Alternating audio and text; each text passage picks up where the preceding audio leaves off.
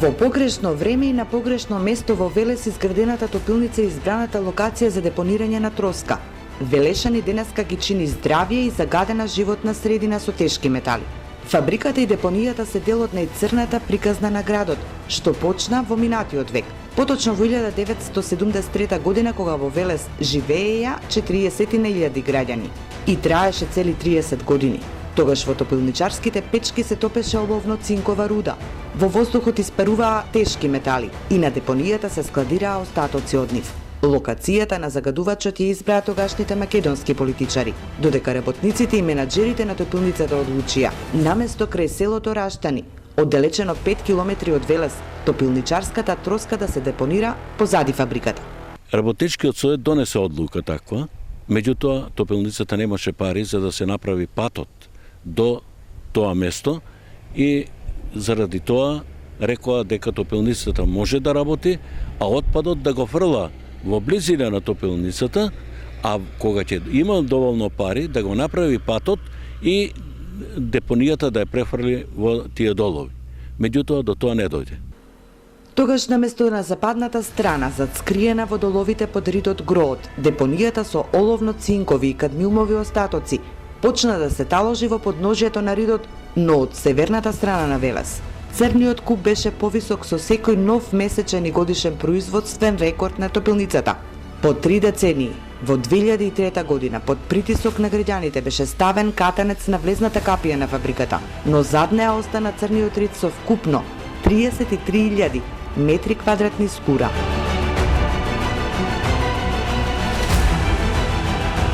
Од црниот топилничарски рид на само 200 метри воздушно тече реката Вардар.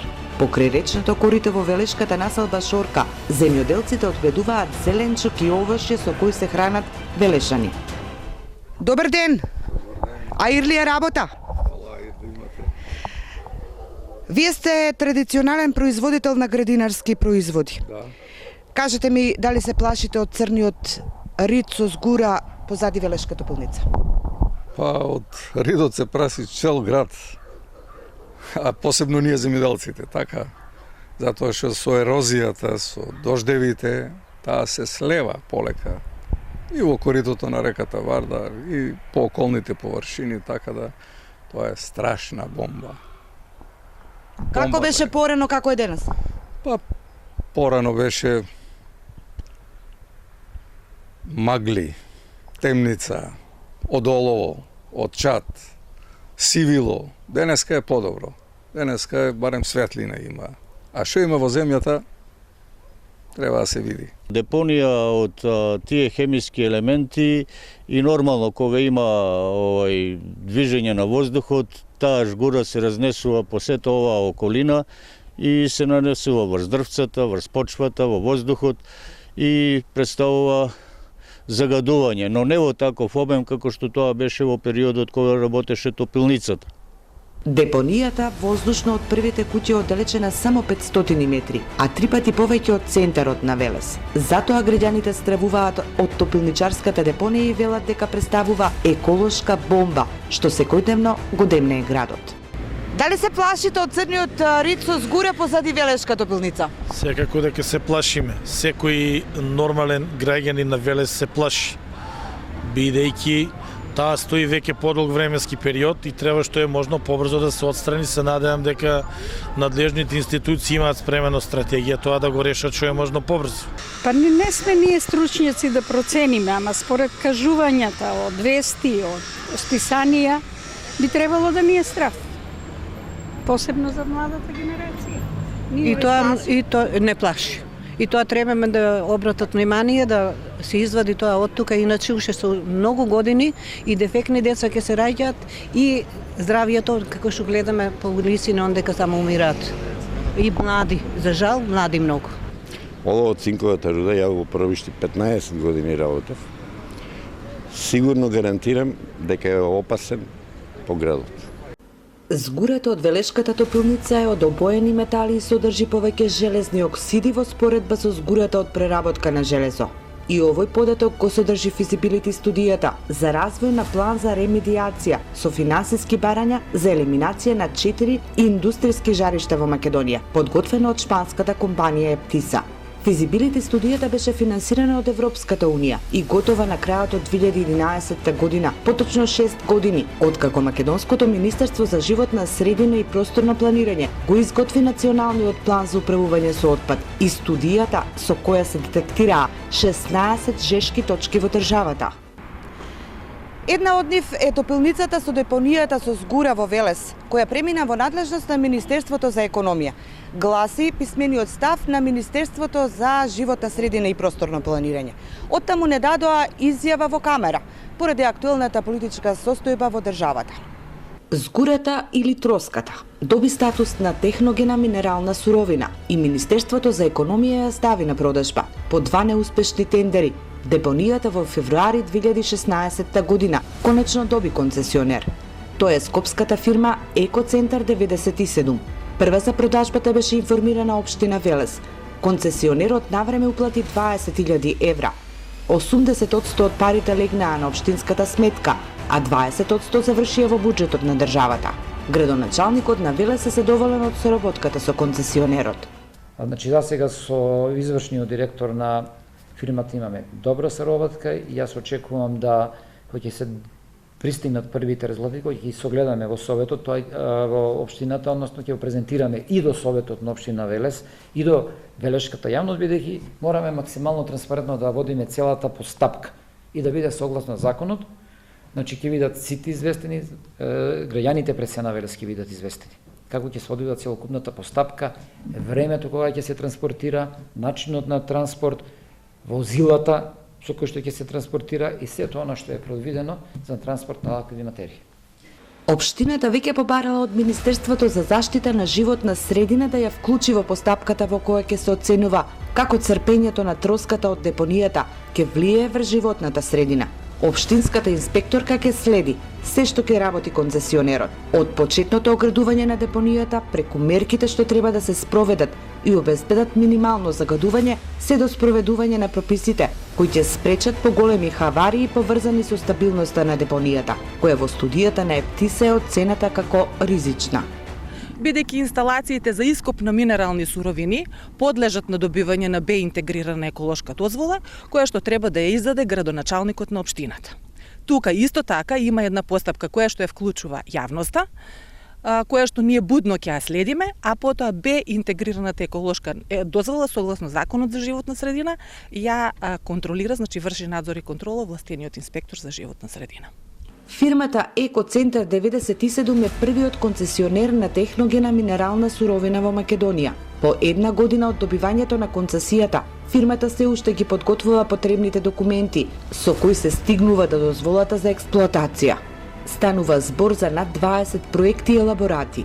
Концесионерот вели дека дел од законот е нејасен и додава дека не постои правилник за експлоатација на ваков вид суровина. Постапката ја кочат и нерешените имотно-правни односи на парцелата на која се наоѓа ридот со топилничарска троска. Меѓутоа, главниот проблем ни дојде во решавање на имотно-правниот проблем, што значи дека ние, согласно законот и договорот за концесија, треба да станеме корисници на земјиштето кое е на Република Македонија. Меѓутоа, бидејќи се уште се води на стариот собственик МХК Злетово, кој е во стечај, и тука треба да интервенира и јавниот правобранител, така сме во еден зачаран круг и се надеваме дека со помош и на Министерството за економија ќе успееме конечно да го решиме и тоа. На депонијата нема да се поставува инсталација, туку ќе се отвори и ќе се издвои троската од нетехнолошкиот отпад. Потоа дел од троската ќе се пакува на лице место, а останатата количина ќе ја извлекува со современи камиони. Концесионерот ќе бара дозвола од општината и од Македонски железници да пробие пат на влезот на градот, кај мостот во близина на Башино село, за да не ја изнесува троската низ градските улици. Момировски вели дека сопствениот бизнис интерес го нашол токму во експертските мислења напишани во студијата на ЕПТИС и се соочил со втор проблем.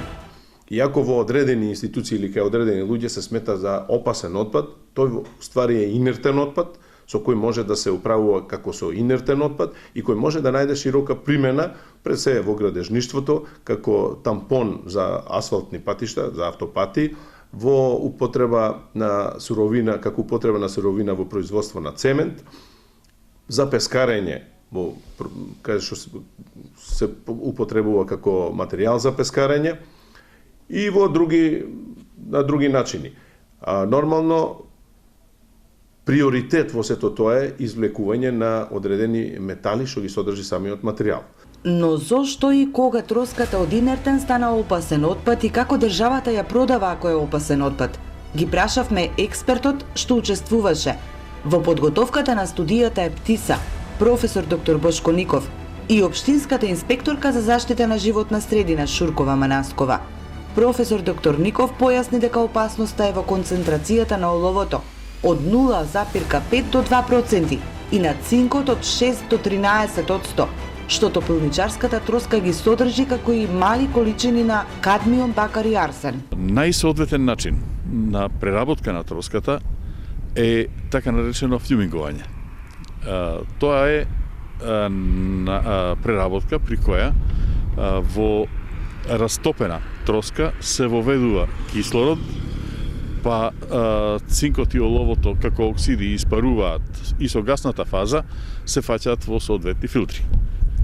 Така осиромашена троска веќе може да се смета и како инертен отпад.